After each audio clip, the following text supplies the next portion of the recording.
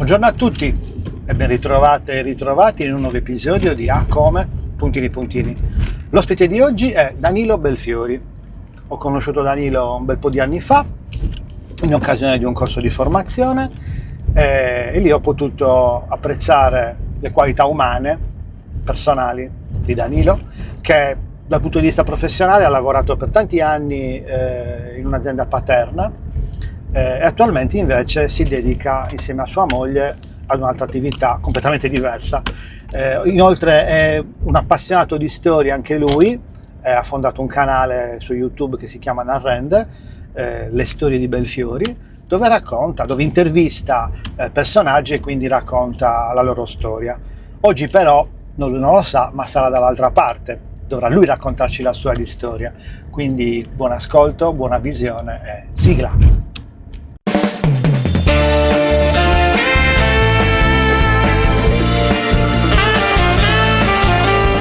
Come puntini puntini.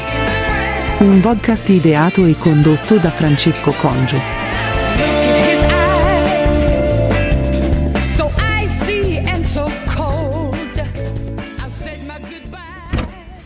Perché sei arrabbiato? No, sono arrabbiato. Sei allegro? E sa? C'è. Tira questa camicetta. Ti va? Ho perso il mio magnete. Dire nulla. Questa cosa? Come che cos'è? Cioè, da te non me l'aspetto. Filevorca, che figata! Sei pronto? Per questa storia? E togliti gli occhiali. Buongiorno a tutti, lui è Danilo Belfiori. Benvenuto in questo studio televisivo mobile per fare un'intervista. Grazie. Grazie mille. Non mi aspettavo questo momento. Sorpresa riuscita. Mi è colto di sorpresa. Oh, che bellezza. Tu pensi che in questo momento stavo guardando l'intervista? Mettiti la cintura. Ah già, è vero, siamo già. Stavi guardando l'intervista? Intervista degli attori del film La vita va così. Virginia Raffaele, e quindi? Aldo e Alberto Antuono, perché ho visto il film ieri, bellissimo. Bello? Una figata, da vedere. Ok. Una bella storia. Anche questa è una bella storia. Dipende da come andrà. Un'oretta. Che devi raccontare tu. Figo. Allora. Mi piace. Oggi sei tu l'ospite. Ti ho introdotto, ho detto chi sei. Che sei purtroppo un caro amico. Purtroppo, per fortuna. Per fortuna. Per fortuna per te o per me? Entrambi. Per fortuna per me. No, entrambi. Che hai lavorato per tanto tempo in un'azienda di famiglia, sì. Un'attività di famiglia paterna, e adesso stai lavorando in un'attività di famiglia derivata con tua moglie. Esatto. Oltre i miei progetti. L'ho citato Narrende, ho certo. detto che tu normalmente sei quello che sta dall'altra parte, che intervista persone che hanno storie da raccontare, in questo caso invece sei tu che devi raccontare la tua di storia. E dunque partiamo dall'inizio. Guarda come è a suo agio, capito? Partiamo dall'inizio. Non devo dirti nulla, poi ti interrompo. Io nasco grazie a Gianluca Medas, inizio la mia esperienza grazie a Gianluca Medas. Aspetta, no, prima, cosa nasci? Ti ha fatto nascere lui? No. Allora, le tue origini sono? Io sono casteldaio. Oh, non solo. Cagliaritano DOC. Per 3 generazioni, dunque sono sangue blu. Ah, è sangue blu. Sangue blu. Certo. Perché il casteldaio è sangue Sono blu? cresciuto anche insieme ai cioè non insieme a loro, ma insomma ho vissuto insieme anche ai nobili di Castello. E da lì perché abitavo in Castello e da lì mi sono appassionato alla storia di Cagliari. Dunque conoscevo tutti i personaggi, i così chiamati VIP della Cagliari bene, insomma Paolo De Magistris, tutta quella, i San Giusto, tutta quella crema. Hai respirato quell'aria? Ho respirato, attenzione, ho respirato quando andavo nella piazza, quando tornavo a casa respiravo l'aria di casa mia. Che è molto migliore. Che è molto meglio. Probabilmente.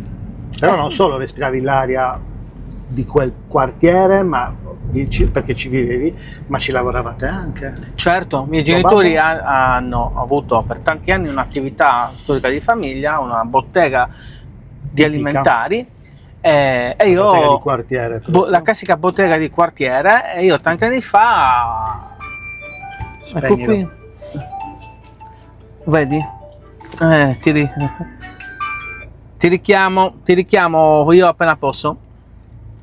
Perché con chi sei? Con Francesco, ti richiamo io. No, Dani, ho urgenza. Riprendiamo. Dunque, i miei genitori avevano una bottega storica, la classica bottega di quartiere. Io fin da piccolo andavo in negozio a dare una mano, insomma, ero ragazzino. E poi negli anni poi ci ho anche lavorato, sino a un paio d'anni fa. Ok, e poi dopo? Dopodiché, nel frattempo io ho fatto le mie esperienze, ho lavorato, ho fatto una bellissima esperienza di televisiva con il TG dei ragazzi. Dunque in io Sardegna 1, facevo il mi ricordo. giornalista e questa roba mi è rimasta. Bello. Dunque ho lavorato a Sardegna 1 per un bel paio di stagioni. È lì che hai conosciuto Gianluca Medas, che ti ha praticamente... Esatto, no, grazie a lui ho fatto il TG dei ragazzi. ti ha portato lui dentro? Sì, Ma sì. l'hai conosciuto in quartiere? Io già lo conoscevo, Gianluca, perché era un docente di mio fratello. ok. Anche lui disse, ma sto cercando ragazzi per questo progetto, va bene, ok. E lui, tuo fratello, non è voluto andare? No, mio fratello non interessava questo, e dunque l'ho fatto io. Ma il tuo perché- fratello gemello? No, poi è Lui ha un entrato fratello anche... gemello, uguali È entrato identici, anche gemello. il bis. È entrato anche mio fratello dopo un paio d'anni. Ah, l'hai portato... Sì, facevamo anche con lui le interviste insieme. Col gemello? Sì. No, che figata! Tu pensa che io di recente ho trovato tutte le VHS, all'epoca c'erano le VHS, Chi li conosci? Noi li conosciamo. e mi sono rivisto tutte le interviste, le Come puntate che... facevate l'intervista doppia? Come facevate? Nel senso di...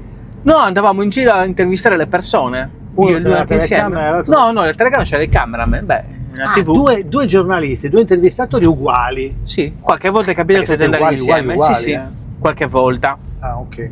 La maggior parte delle volte facciamo i servizi No, bella singoli. storia. Ma sì, Doppia- è interessante. E grazie a quello, e quello mi ha appassionato molto. È un'esperienza che mi ha cresciuto, che mi ha insegnato anche molti segreti sulla comunicazione Mhm. e sul come pormi nei confronti delle persone, soprattutto. E dunque Ma il vabbè, mio- però attento, anche il tuo lavoro in bottega ti ha dato una grossa mano. Certo, quello mi ha dato una grossa mano. Il Avere a che lavoro di fare- bottega, oltre a avermi permesso di fare anche un po' da pungible, ok?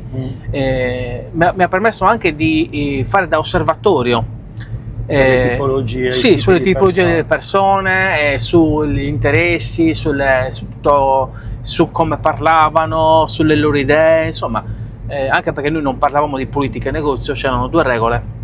Ah, Non si parlava di politica e non si parlava di religione. Stop, così nessuno litigava. questo chi l'ha detto? Tuo padre? Non sempre, è sempre stato così. Lui è stato uno che ti ha detto non devi parlare Sì, di politica? sì. Non parlavamo mai di politica e negozio Era con avanti, i clienti.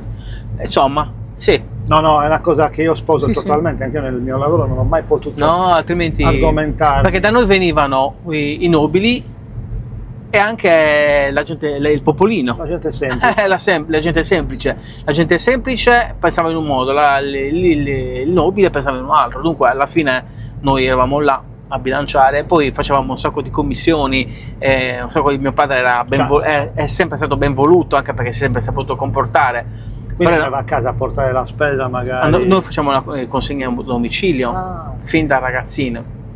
bello, È una bella bello. storia. Poi niente, si cresce.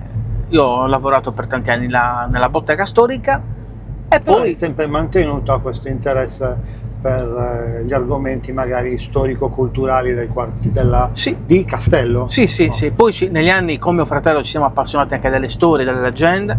Dunque delle siamo leggende. diventati grandi esperti di leggende popolari e dunque di storie di fantasmi. Che bello. E dunque siamo... Ci sono i fantasmi a casa. in Castello sei sicuro? prende duennas, così si chiamano. E sei sicuro di Sicurissimo. questo? Ma li hai proprio visti? Sì, percepiti? certo, visti, percepiti, sentiti. Ti prenderanno per matto. Ma è la verità, Io ci credo è la a verità, quello che è dici. la verità. Lui Balle non ne dice, non ha mai così. detto bugie. E dunque... E come si presentano i fantasmi? Come? Come li percepisci i È fantasmi? il sesto senso, non... Cioè, senti è delle inspiegabile. è inspiegabile. È come quando uno ti dice, ma tuo fratello gemello senti quando è lontano, senti qualcosa, è inspiegabile, non te lo posso spiegare. Tu lo senti? Certo, ma non te lo posso spiegare. Non so Ok. come spiegartelo. lo senti, no? È una cosa di energia. Esatto, una cosa che è dentro, no? E quindi quando tu incontri un fantasma lo senti? No, io non lo incontro il fantasma, sento che c'è qualcosa. Sento un'energia, che c'è qualcosa di diverso. Sai che c'è qualcosa? No, lo sento. Ah, quindi ti è capitato di entrare in luoghi nei quali non sapevi che c'è dove ho sentito qualcosa. Presenze. Sì. E queste presenze cosa fanno? Nulla. Interagiscono? No, assolutamente no. Io non interagisco con io non sono uno. No, dico, il fantasma non interagisce. No, assolutamente. Io non interagisco con senti. Allora lo sento, è capitato. È capitato moltissime volte, sia a me che a mio fratello. Anche a lui? Certo, siamo gemelli. Qualcosa dobbiamo Vorrei condividere. intervistare anche lui, facciamo un'intervista a doppia. Non so io dove mi metto, o lo metti dietro. dietro. Questo è un bel format, mi piace. Mi piace? È un format. No, avevo iniziato adesso ti dico che cosa è. Che ti ho tenuto nascosto. Siccome lui dico tutto, ma questo non gliel'ho detto. Aspetta. Un podcast. Il tuo podcast? Sì. È un podcast video, un vodcast. Vodcast. Bello, mi piace. Che praticamente ti ho tenuto nascosto perché eri nella lista degli ospiti. Ecco, vedi. E quindi non potevo spoilerartelo perché saresti venuto troppo strutturato. Ma poi la cosa assurda, la diciamo, che ieri l'ho dovuto far uscire i primi tre episodi. Ah sì? E tu non te ne sei accorto? No. Meno male. Come me? Dove no, aspetta, basta. No, questo perché guarda che questo è un rec stop, io non monto nulla. Occhio, a parte la telefonata di prima, mi ha fatto una pausa. Quindi io non voglio montare nulla. Si inizia all'ora X e si finisce dopo un'oretta. Bello, mi interessa. Per cui, al contrario tuo che passi una settimana a montarti le tue anche un mese, io ho detto io non ne ho voglia, non ho tempo, voglio fare le cose di getto e come vengono. Bello, sì. Però l'idea è quella il vero reality, però desidero che gli ospiti possano in qualche maniera avere la volontà e la libertà di raccontarsi. Ora, quello che tu hai fatto, ok, quindi la tua passione per le storie nasce appunto da questa esperienza televisiva. Dall'esperienza televisiva mi viene la voglia di continuare ad ascoltare storie, perché la mia grande passione in negozio, come ben sai, nelle botteghe si parla. Cavolo. Dunque i clienti raccontano tutto, tu diventi loro confidente. E dunque io so davvero tantissime storie dei personaggi di Castello, del quartiere dove io sono vissuto e dove ho lavorato per tanti anni. E questo mi ha portato a essere una persona curiosa. Io sono portato di natura, però mi ha incuriosito ancora di più. E dunque la mia passione è quella di fare qualcosa. È arrivata l'era dei social. Io non sono un grande amante dei social, non lo sono mai stato, però ci sono. E dunque lì è capitato che non ho più lavorato nella bottega storica nella nostra bottega storica, e mi sono dedicato a questa mia passione. E lì conobbi una persona che si chiamava Sonia, e lei aveva un blog. Erano delle prime cagliaritane che realizzava Sonia Carta, aveva un blog dove raccontava tutte le storie di Cagliari in diretta, faceva le dirette, e questo suo modo di fare piaceva alle persone. Dunque io conobbi Sonia e io avevo già il mio progettino che si chiamava Cose da fare a Cagliari. La mia idea era quella di raccontare le cose cosa devi fare, cosa puoi fare a Cagliari. Una passeggiata, puoi andare in bicicletta, visitare una chiesa. Il mio obiettivo era quello. L'obiettivo di Sonia invece di facendo cose a Cagliari è facciamo cose, andava in giro a fare cose. Dunque eravamo una sorta di antagonisti, ma non antagonisti. Ma senza volerlo, perché poi era solo una assonanza del titolo dato al progetto. Poi, siccome Sonia era una bravissima persona, purtroppo ci ha lasciati, è successo che stava per realizzare un suo grande sogno, quello di monetizzare questo suo progetto. Io lo stavo aiutando a questo, e purtroppo non c'è arrivata. E io invece ho deciso di cambiare il mio progetto da Cose da fare a Cagliari, e grazie al mio manager che è qui presente l'ho trasformato. Ma hai detto il giorno che l'ho conosciuto? In Narrende. Bellissimo. Perché? Perché perché io racconto, racconto, narrende in sardo, in lugudorese, e arriva in tutta la Sardegna ed è più, insomma, più intuitivo.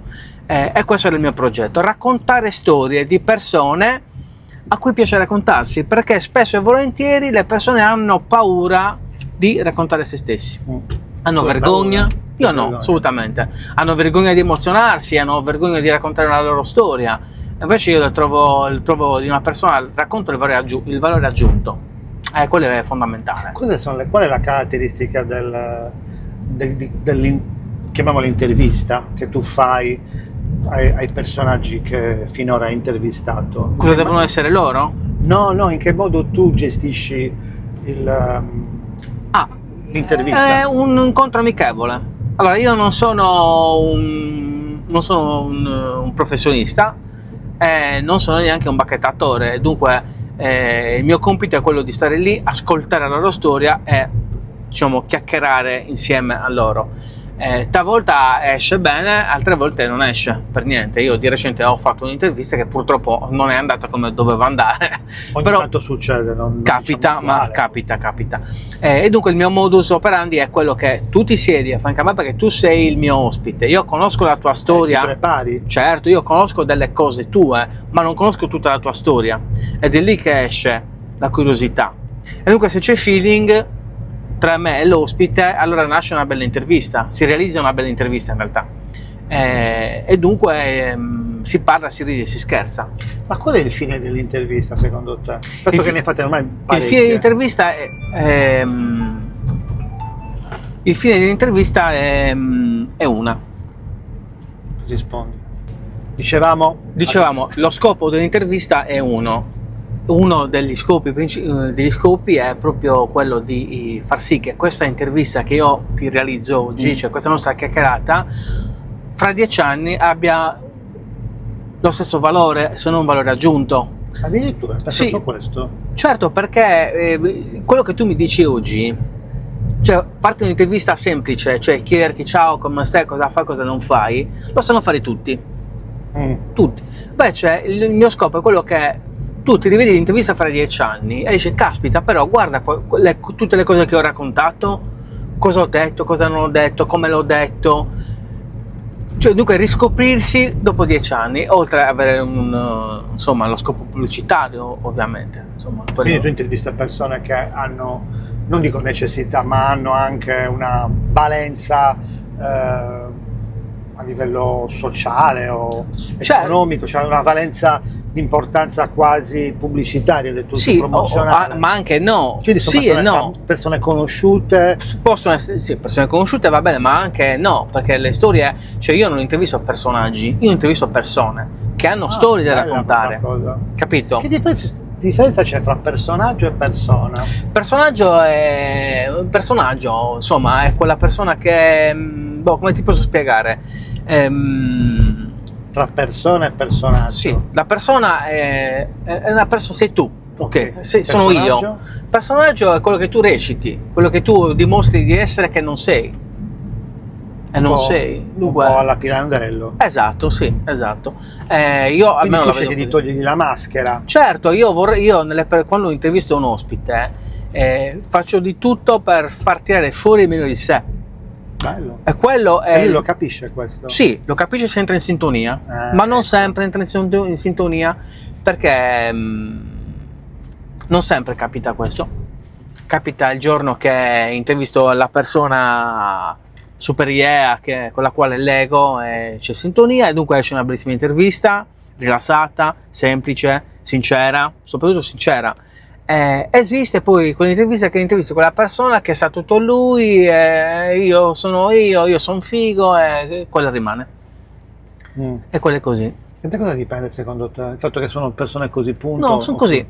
Non è- Quando non lega, è la chimica, no? Bravo. Se non lega, non c'è niente da fare. Quando una cosa non lega, non può legare in nessun modo. Quindi ci deve essere chimica. Ci deve essere chimica, per forza. Se non c'è chimica, non puoi fare. Sei un giornalista intervistatore come tutti gli altri. Fai un'intervista, ciao, piacere, Beh, cosa fai? però hai detto prima, se non c'è chimica, non puoi pretendere che ci sia, No. devi un po' in qualche maniera sperare che ci sia. Beh, certo, ovviamente un po' la selezione la fai prima. Cioè, non è... Ecco, com'è che scegli le persone? Su quali basi? In base a quello che vedono, quello che ascolto, in quello che se vedo ti qualche intervista, incuriosisce. alla storia. Adesso di recente ho fatto un'intervista, secondo me è una bella storia, un personaggio, una persona oltre il personaggio, e infatti era un personaggio che è uscita bene. E dunque le ho fatto le domande che dovevo fargli, però lui era personaggio e non è uscita come avrei voluto. Non andare oltre, che non capiamo qual è. Capito? Quindi se la persona cioè se il personaggio rimane personaggio e non scende a persona, Esatto. non viene bene. Un po' scendi a persona, però non non è tanto tanto quanto. Poi c'è da mettere in conto che a volte anch'io non so la forma. chimica. Anche io. No, magari non sei magari in giornata, oppure... Capita, è capitato spesso e volentieri, Ma capita. senti, io adesso per esempio questo format, l'hai capito, c'è una componente di sorpresa che fino adesso sono riuscito a mantenere, ma da adesso in poi non lo so più, perché ormai ne ho fatto più di 20 e ho paura, siccome ho dovuto mettere online il canale perché volevo anche capire i riscontri, quindi chi vedrà queste interviste o questi episodi potrà capire il giorno in cui lo chiamo, mi devi fare quella cosa lì, e perde di spontaneità. Però tornando a bomba, questo fatto, il fatto che siano preparati, che tu li abbia chiamati, che gli abbia proposto il progetto, è una componente imprescindibile oppure potrebbe essere utile la sorpresa secondo te? Bah, allora la sorpresa funziona, sicuro, perché ti fa essere più spontaneo. Su questo non ci piove. Per quanto riguarda le mie interviste, il mio format ovviamente devi avvisare. Che poi sono in studio, quindi certo, comunque vedo c'è uno studio, c'è una telecamera, sei preparato per arrivare là. E più o meno loro si preparano. Quando vengono preparati? Ma sì e no, perché non sai io le domande che ti faccio, le Non gliele cambio. dici le domande? Assolutamente no, io le cambio tutte. Teoricamente io avrei dovuto tenere un tot di domande. Un canovaccio si chiama. Un canovaccio. Però non lo seguo, perché poi la persona cambia completamente. Questo lo condivido Cioè un perfettamente. canovaccio, 3 domande che faccio sempre, le solite, ma che non sono determinanti. Le linee, quelle finali. Quelle finali. Quelle finali sono le domande che io faccio sempre, sono le più importanti, perché sono le più spontanee e sono quelle che ti fanno capire se l'intervista è andata bene o male. Perché le fai alla fine e non all'inizio? Perché alla fine il mio ospite ha la consapevolezza di quello Sei rilassato. è magari. rilassato, ha la consapevolezza di quello che ci siamo detti, come se si sente bene o se si sente male, se è stato a suo agio o non a suo agio, insomma tutte queste cose qua. E quello lo si fa alla fine per quello, perché io voglio sapere come è andata questa intervista, quanto ti ha fatto piacere, per quanto possa sembrare una domanda preparata, però la tua risposta è sempre sincera. Bello. Sempre sincero, per forza, perché ci deve essere un po' di lealtà, no? Se io ti faccio una domanda... Qual è stata l'intervista, senza dirmi chi, l'intervista che ti è piaciuta di più? Senza dirmi quale, cioè nel senso... Il nome del... No, senza dirmi il nome ovviamente, ma magari un tale personaggio e per quale motivo? Ce ne sono state 2 in particolare, 2? sì. Allora, in primis, ovviamente quell'intervista di mio carissimo amico, che ho rincontrato, cioè che vedo spesso per carità, però ha fatto lui è cresciuto negli anni grazie anche a, tra virgolette, grazie a me che l'avevo presentato per la prima volta in televisione, dunque eravamo ragazzini. Forse ho capito. Sì, Io forse l'ho e capito. poi Perché ti è piaciuta? perché era spontanea, e divertente. E Ah. lui è una persona con la quale c'era chimica pura, 100%. E dunque quello che io raccontavo, lui sapeva come rispondere, per forza, perché lui è una persona che ha chimica. Dunque quella è stata divertente. Poi ce n'è stata un'altra che è stata la più impegnativa e la più pesante. Forse ho capito. È stata Sicuramente. quando io ho dovuto leggere in un giorno un libro. Sì, dunque devo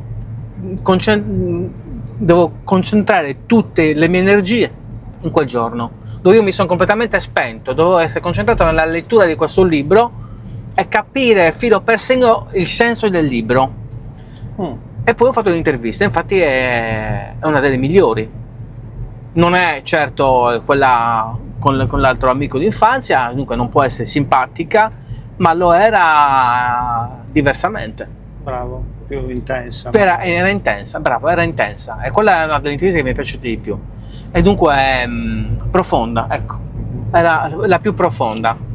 Cosa ti piace di più quando fai le interviste? Qual è l'aspetto che ti prende, ti appaga? E Boh, comunque c'è anche un appagamento nel tuo certo, ascoltare le storie e poter rispondere, contrabbattere, poter ridere insieme al mio ospite. Contrabbattere? Contrabbattere le battute, no? le situazioni. Cioè tu mi racconti una storia e io devo per forza dirti qualcosa. Devo dire, ma tu sei scemo. Cioè, e dunque il fatto che tu accetti questo mio modo di pormi, questo mi rende appagato. Mi gratifica. Mi gratifica, mi appaga, mi gratifica, ecco.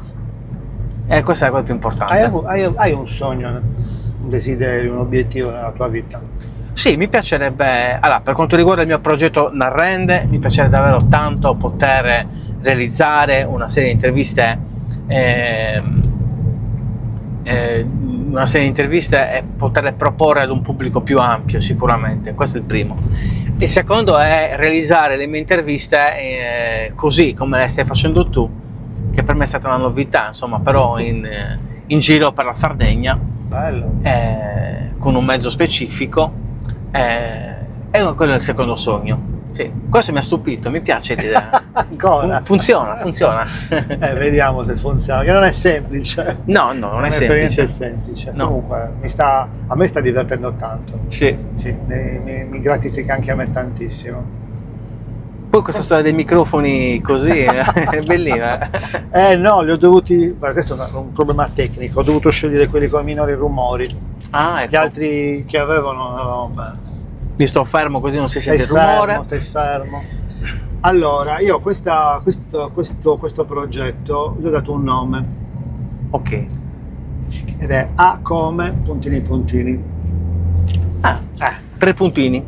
3. Tre. Obbligatoriamente 3, ma quando lo dice puntini puntini. Paradossalmente i puntini sono 3, ma puntini puntini sono 2. È vero. Non dici puntini puntini puntini. Non ci avevo pensato a questa cosa. Bella sta cosa. A puntini puntini. A puntini puntini. No, A come puntini puntini. Motivo lo spiego nell'anteprima, vai a guardartela. Il video di anteprima l'ho fatto, il trailer del progetto. Perché alla fine, come tu fai le 3 domande tipiche, anche se non è la fine, la facciamo adesso, chiedo al mio ospite, rispetto alle cose che ci siamo raccontati o rispetto a te, se io ti dico A come, che parola ti viene in mente? A come amicizia. Già detta. Caspita, non deve essere... perché ogni volta mi dicono amore, amicizia, No. Un'altra. Ma non deve essere la A. Deve essere con la A. A. A come autentico. Bello. Quello è autentico, questa intervista è autentica. L'ho scritto che era autentica. Ah sì? Sì, bravo, però ok, questa intervista è autentica, ma che altro ti fa venire in mente questa parola? A come sempre No, con la autentico va bene, non hai capito? Oltre ad essere questa intervista autentica, ti ringrazio perché comunque l'obiettivo è questo, ma dico l'autenticità, il termine, il significato. Autentico perché è autentico, lo dice la parola stessa, perché perché è unica. E quanto è importante secondo te l'autenticità? È fondamentale. Perché? Perché ti differenzia dagli altri. L'autenticità è quella che ti fa il valore, che crea il valore aggiunto di una persona. O io per esempio sono una persona autentica. Perché? Perché sono sensibile e la mia sensibilità tu non ce l'hai. E l'intervista come la faccio io tu non la puoi fare e viceversa. Questa è l'autenticità. Quello che tu mi chiedi, il modo in cui tu lo stai chiedendo non è come lo chiederei io. Ognuno chiede la sua. Dunque l'autenticità è questa, è fondamentale nella vita di tutti i giorni e anche nella vita professionale. Tipo adesso che stai facendo un'intervista a tradimento, no? A tradimento? Non eri preparato. Questo era tradimento. Senti, il lavoro che stai facendo adesso, di cosa si tratta? Spiegamelo. la collaborazione che ho con... Allora, io no, vabbè, aspetta, io aiuto... come aiuto. Come aiuto. Io collaboro con mia moglie, ok, che ha uno studio di personal trainer e di attività preventiva e adattata, ovvero si occupa di allenamento adattato. Come allenamento. Come allenamento. Come adattato. Adattato, giusto. Vedi quanti ne escono? Quanti ne escono? E dunque io gestisco tutta la questione burocratica del suo studio. La parte rognosa. Sì, fatture, pagamenti, insomma tutte queste cose qua, problematiche, tutte queste cose. E dunque sì, lo faccio perché è giusto che sia così lei lavora più... Ma ti sta piacendo anche un minimo? Ma sì, certo. Nel senso che non è una costrizione. No, assolutamente. Io farei tante cose, io ho tanti progetti nella vita. Quali sono? Sono tanti. Il mio progetto principale a volte pensi, no, tu fai crescere, tu crei una rende, no? Fai un investimento, tanto tempo, però poi pensi, sono da solo, faccio intervista, montaggio, messa in onda, è un lavoraccio, alla fine è un lavoro, un duro lavoro. E penso, a volte arrivo a un certo punto che dico basta, mi fermo, però poi ripenso a quello che mi aveva detto il mio ospite, Corrado Sorrentino, che mi disse: non fermarti mai, anche quando stai per mollare, continua. Bravo. Imperterrito, vai avanti, non fermarti, cadi ma vai avanti lo stesso. E dunque queste sue parole mi aiutano ad andare avanti, ma anche la mia determinazione, ovviamente, perché poi tieni conto che le interviste che io faccio non sono monetizzate. Io faccio interviste per passione, poi ci sono quei video aziendali, video pubblicitari che fai per i siti internet, per questo, per quest'altro, ma sono altre cose. Comunque il lavoro che hai fatto con la rende ti ha aiutato anche a capire come fare altre cose. Certo, quello ti apre un mondo, come tutti i lavori, ti apri un mondo. Guarda, quello che ha detto Corrado lo condivido totalmente. Sono anch'io vittima di certi momenti di scoramento dove ti dici no, non porta a nulla, non ne ho voglia, è faticoso, diciamo mollare può essere facile, continuare ad andare avanti però rimodulando, perché devi anche avere la capacità di analisi e dire perché mi voglio fermare. Bisogna sapersi innovare. Ma non solo, ma dico perché mi sono voluto, perché mi sono messo in testa di mollare e capire le ragioni, perché se le ragioni sono casomai vorrei impiegare quel tempo in altro, oppure non mi dà soddisfazioni che avrei voluto, oppure altro, devi, come dire, esserne consapevole. Certo. Perché il continuare a prescindere non porta nemmeno bene questo, capito? No. Quello che hai detto è giusto, ma devi anche imparare a capire il perché ti sei voluto fermare. Certo. Perché comunque il tuo progetto a me piace tantissimo, però a volte sono solo, a volte mi sento solo e dico ma ho voglia di stare 8 ore al computer a fare un montaggio. E io ti direi tecnicamente trovo una soluzione, sì, accorcia magari. Ma tu pensa che una news proprio oggi è 3 novembre, inizia il corso di Montemagno sull'intelligenza artificiale e spiega come insomma ti fa 3 lezioni, insomma 3 video, e ti spiega come creare contenuti più semplici facendo dei video. Insomma tu sicuramente saprai già qualcosa perché sei un fan di Montemagno. Ma stai seguendo quel corso? Inizia, sono dei video, 3 video che fanno, okay. È gratuito. Okay. È gratuito, non ho pagato niente. L'intelligenza artificiale aiuta tantissimo, bisogna stare attenti a seguire una linea per cui non tutto. Ma sai, aspetta, cosa penso? Io vedo molte persone che usano l'intelligenza artificiale, ChatGPT soprattutto, ma si sta riducendo a fare domandine. Ciao, oggi devo fare questo, mi dai un consiglio? Oggi ho la gastrite, mi dici cosa mi devo prendere? Cioè, stiamo arrivando a... Scrivi un articolo che mi serve per quello. Ma anche quello lo devi rimodulare. Di brutto. Non lo puoi lasciare così, non è l'intelligenza artificiale, esiste, ti aiuta, ma sei a pagina 2, a pagina 3 ci sei tu. Marolla. Non c'è niente da fare. Per forza. Marolla no. E dunque la gente si sta riducendo a fare queste domandine, a questa è una conoscenza superficiale, che ti dirò è almeno quella, è necessaria, perché stai attento che se tu parli di AI AI in inglese, Sì, sì, AI. Ne parli con chiunque, ti dirà che non ne sa nulla, che non ha ancora visto niente. Questo è molto molto grave, perché siamo di fronte a una rivoluzione, un cambiamento Certo. velocissimo, che lascerà indietro molte più persone di quelle che ha lasciato indietro il web quando è nato. Esatto, come è successo quando sono entrati i nuovi personal computer, i PC C'è portatili. stato più tempo, cioè l'ingresso del computer, un tanto di tempo così, l'ingresso del web, un tanto di tempo così, l'ingresso delle AI è così, cioè nel senso che in un attimo tu sei già fuori. È la velocità che ha l'AI di evolversi, è pazzesca. Sì. Se ci pensi, è uscita a livello pubblico circa 2 anni fa, ChatGPT, cioè 2 anni fa ha avuto le prime uscite, siamo già a un livello che non c'è ChatGPT, ce ne sono una marea, di motori di intelligenza artificiale, di piattaforme, e l'applicazione, io adesso l'ho detto in un altro episodio, ma Canva ha rilasciato la nuova versione 2 giorni fa, 3 giorni fa, nel Canva World Tour, e mi ha veramente spaventato. L'hai già provata? Certo, ho già capito cosa. No, nella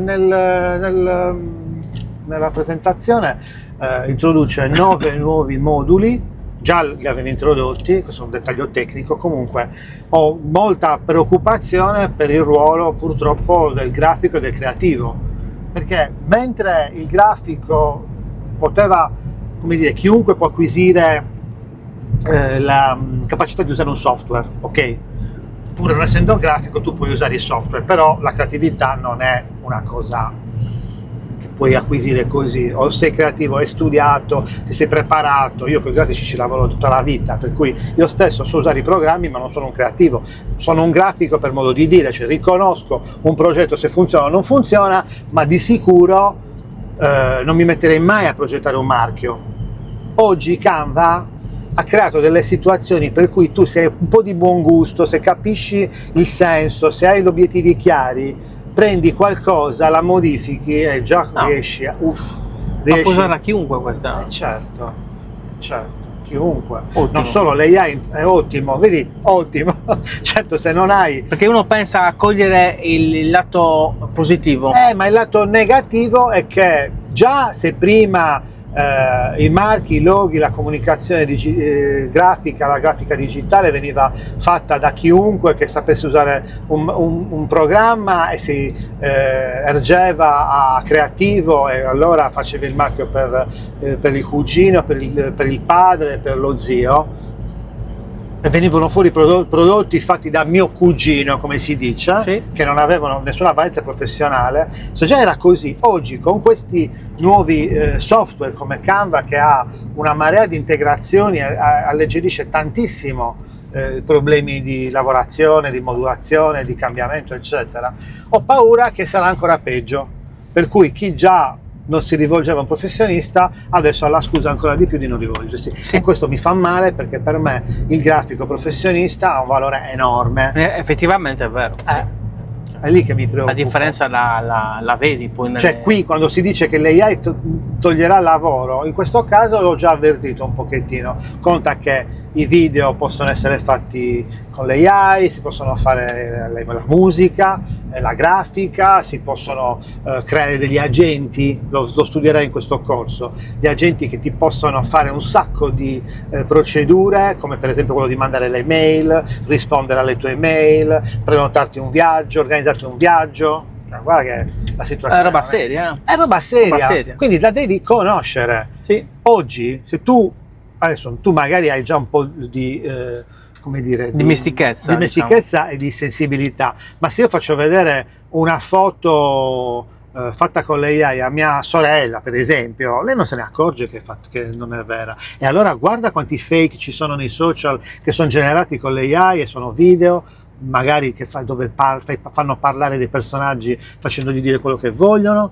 Allora, chi non se ne accorge cade nel tranello. Ecco perché la conoscenza è importante, la consapevolezza, così rompi questo schema. Chi fa questa robaccia, chi fa questi fake, viene subito scoperto, certo. ma viene scoperto se c'è consapevolezza e cultura in tal senso, e conoscenza. Se no rimaniamo delle vittime di fronte a... Il mondo tecnologico va avanti troppo in fretta. Esatto, Troppo in questo fretta. è molto più veloce di quando è stato. Ti ricordi di fake nel web, quando c'erano le notizie fake? Sì, Quanto c'è stato il tempo che ci è voluto per crearle, per, immetterle sul mercato e per fare in modo che poi venissero scoperte. Quindi ci è voluto tanto tempo, perché è stato un processo molto, molto lento. sì, non è sì. stato un processo Infatti veloce. adesso poche fake su internet. Perché tutti lo sanno, vanno a controllare, sanno che devono andare a guardare le risorse e verificano se è una fake o meno. Invece con l'AI questa cosa è talmente veloce che tu metti subito una immagine finta, un video finto, e non c'è il tempo necessario di capire che è finto, perché non Certo. è passata l'informazione, la conoscenza e la formazione per far capire a tutti che è roba finta. Sì, sì. E lì la velocità. Tutto qua, È vero. quindi è lì che bisognerebbe fare in modo che tutti capissero che è importante avvicinarsi, perché da poco, quando è uscito ChatGPT, io ho avuto degli avvicinamenti con persone, ti ricordi quando abbiamo fatto quell'incontro? Quanta gente non aveva ancora contezza dell'AI? E abbiamo Molti, detto, quasi ma tutti. non mi interessa, non ne Sì. ho voglia. Quando poi inizia a fargli vedere le due cose, dico, ma stai scherzando che fa queste cose? E allora lì ho capito, ma quanto tempo ci vorrà perché chiunque sappia che esiste? È vero, è vero, è quello è un così. problema grosso. La tecnologia va avanti E ti mangia, senza controllo. Senza controllo. Non bada a vittima, ce le fa sul No. suo terreno. È e pericoloso lascia lì. questo. È molto pericoloso. Molto pericoloso, perché poi l'intelligenza artificiale può fare danni se uno non si rende Se conto. non è consapevole, fa Non è danni consapevole, ecco perché ti dice la conoscenza rende liberi. Bravo. Certo, perché comunque sai a quello che stai andando incontro. È come quando conosci la legge. Se conosci la legge, di certo non ti fregano. È così. La legge non ammette ignoranza. La legge non ammette ignoranza, è la stessa cosa. È la stessa cosa, se tu non Capito? sei a conoscenza di determinate regole, rischi di infrangerle Sì, esatto. e di avere problemi. Esatto, ed è così. E vabbè, e comunque. Va bene. Signor Francesco, Signor Francesco, signor Danilo. signor È stata una Francesco, bella chiacchierata, questa eh? intervista a tradimento. tradimento, si chiama così, dice così, a tradimento, Coatta. coatta, Alla coatta a si dice. tradimento, a Sagoara, Guarda che noi non possiamo parlare sardo perché magari ci ascoltano anche. dunque a tradimento, ho detto bene, ti so che c'è lei il semaforo Sì, davanti. mi fermo.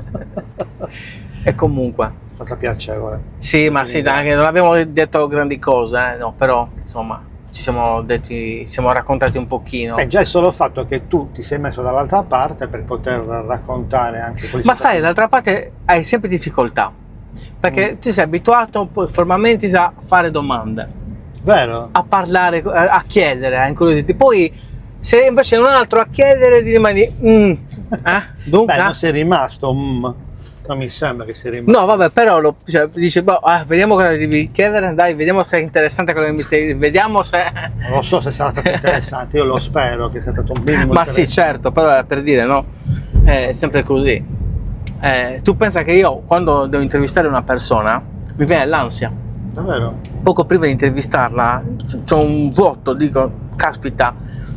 Ma l'ansia di prestazione? No, viene l'ansia di inizia, che penso, se non sono in grado, e se questa persona cioè magari percepisce questa mia preoccupazione, perché poi penso, sicurezza, dici? no, non è insicurezza, attenzione, Che cos'è? non è insicurezza, l'ansia è l'ansia l'ansia della prestazione, no, non c'entra niente, è ansia, dà un po' di ansia prima di intervistare, un po' di preoccupazione, ce l'hai, dico, ma Che vada bene in quel certo senso. che va bene, sì, certo, però comunque ci pensi, no? E dici, No, boh, hai paura che vada bene, che non vada bene. no, non pensi che non vada che bene, ansia è? è un'ansia normale, sai, l'emozione di intesa una persona, Quello ce l'ho anche la anch'io, paura che magari qualcosa vada storto, magari dici, ma magari non c'è feeling.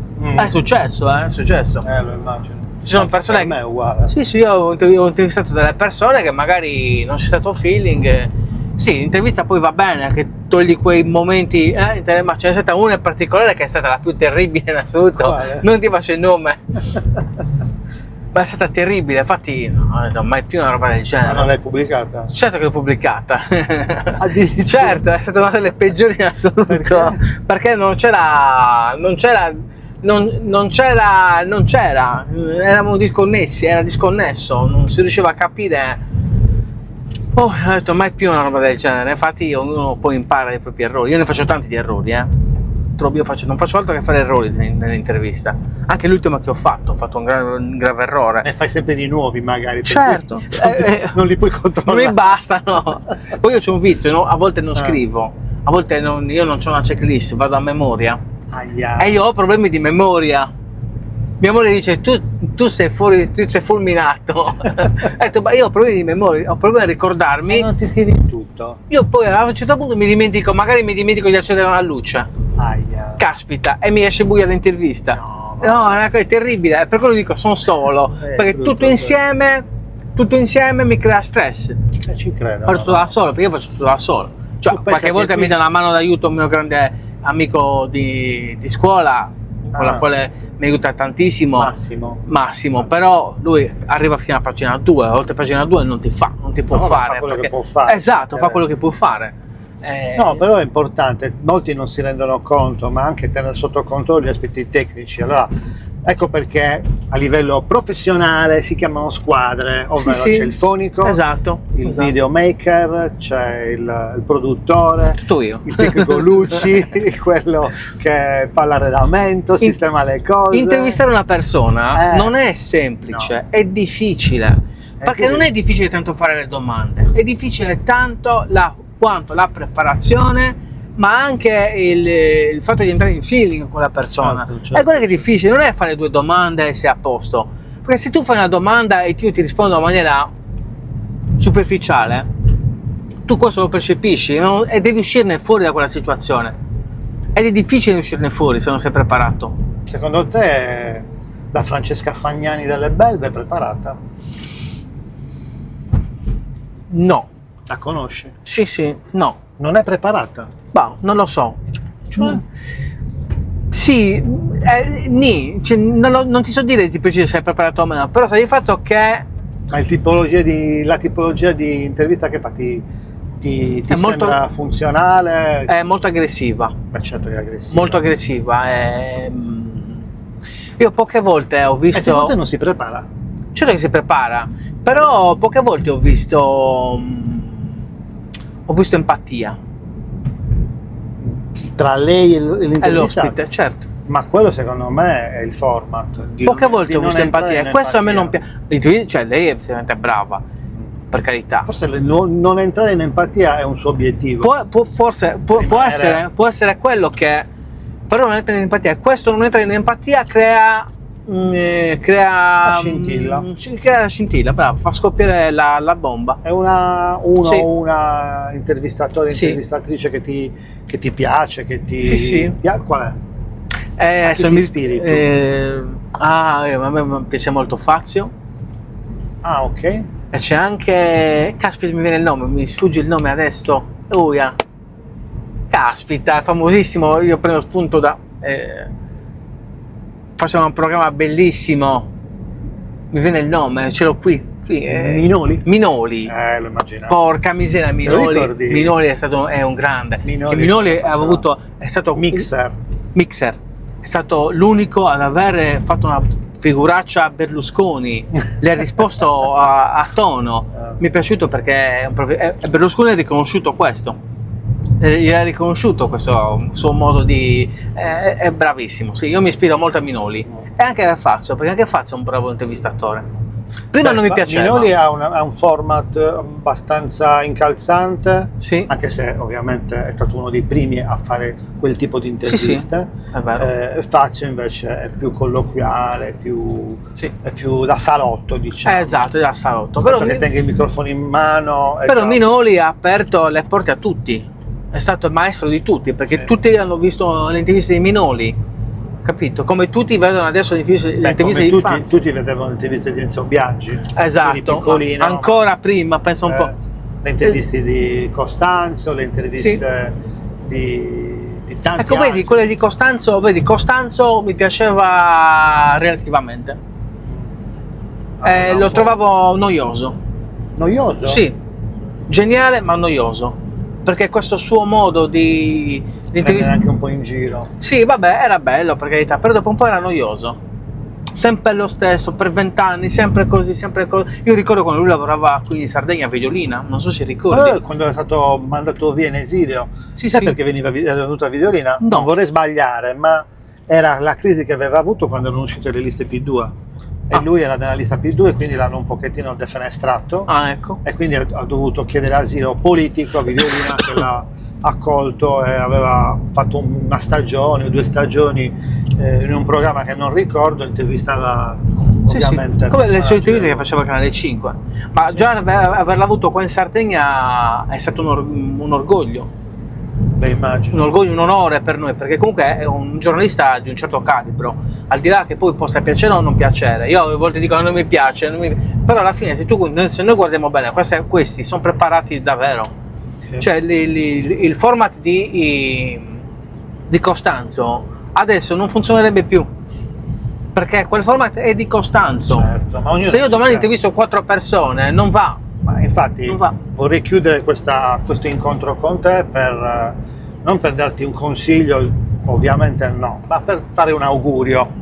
Perché quando tu hai creato il nome Narrende, hai scritto un payoff sotto che non devi mai dimenticarti. Le storie di Belfiori. Le storie di Belfiori. Quindi cerca di concentrarti su questo aspetto e fare in modo che il tuo format sia il tuo, riconoscibile, memorabile, efficace e funzionale al tuo modo di essere, perché il tuo modo di essere, e te lo dico apertamente, è quello di essere ironico, autoironico e tirar fuori anche il lato più allegro, più piacevole dell'ospite.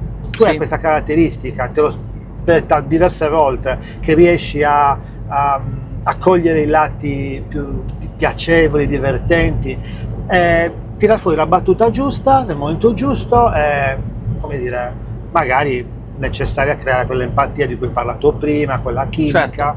però è importante. Sì, In ne terrò ogni conto. cosa. Ne terrò conto. Questo è un consiglio in pubblico che sto dando. Oh, ma io accetto quanto ti tutti i rompo consigli. le scatole. Ma sì, io sono bacchettato. Io sono bacchettatissimo, ma è giusto che sia così. No, vabbè. A volte sembro masochista, ecco. E sei masochista quando mi mandi le tue cose Sì. per farmele vedere, io regolarmente. Però c'è da dire che tu murrungi. Io tutto morrungio. Tu sei classico cagliaritano murrungione. Murrungione. Devi dire tutto sempre qualcosa che non va. Hai Ma ragione. questo è un nostro difetto. Hai È ragione, il difetto hai dei cagliaritani. Anche se poi non hanno niente. Faccio mia colpa. Anche se poi non hanno niente da rimproverare. Però purtroppo. Devono noi- per forza. noi dobbiamo per forza dire qualcosa. Ma anche io sono così, Devo per forza. E questo. Puntiglioso. Puntiglioso inutilmente io a volte Vabbè. mia moglie mi guarda e dice ma stai scherzando, ma non può essere così, cioè è sempre qualcosa da dire, quello va bene, quello non va bene, quello non va bene, c'è qualcosa che va bene e ho detto no. Vabbè, No, hai avuto un'ora in cui hai avuto da dire. È andato bene o è andato male? è andato bene, dai. Ciao, perfetto. Ciao. Ciao. Grazie Danilo. Grazie a Francesco, grazie. He's just a snake in the grass.